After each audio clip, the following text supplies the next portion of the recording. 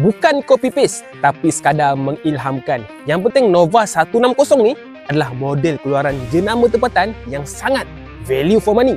Ada banyak komen yang kami terima tentang harganya yang sangat-sangatlah mampu milik. Kalau kita compare harga, spek dan feature Nova 160 dengan rival-rival dia yang lain, Nova 160 terpaling win.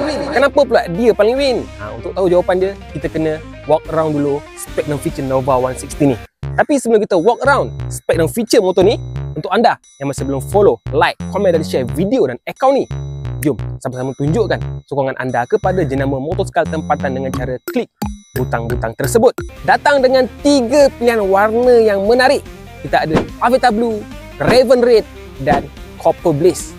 Avetta Blue nampak premium, Raven Red nampak outstanding, and Copper Blaze nampak clean je.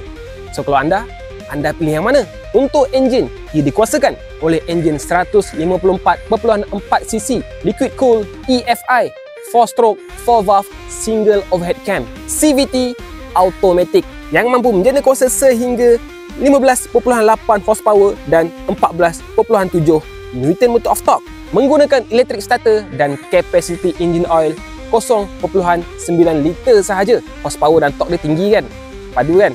Kita pergi ke bahagian tayar. Tayar hadapan bersaiz 180 rim 14 inci menggunakan telescopic fork, manakala tayar belakang saiz 120/70 rim 14 inci dan menggunakan dual gas charge shock absorber. Kedua-dua tayar depan dan belakang menggunakan disc brake. Jenama sebelah tu, tayar belakang dia masih menggunakan drum brake. Anda beli je, terus dapat dual gas charge shock absorber dan terus dapat disc brake untuk tayar depan dan tayar belakang. Lagi berbaloi. Macam win tak? Seat height dia hanyalah 778mm dan berat keseluruhan motor ni hanyalah 112 kg. Berat sikit je daripada Nova 125. Dan buat anda kaki long distance yang suka touring, yang suka ride jauh-jauh tu, tangki petrol dia sebesar 10 liter guys. Anda dah tak perlu cari tank aftermarket untuk anda upgrade size tank dia. Mana nak cari yang macam ni?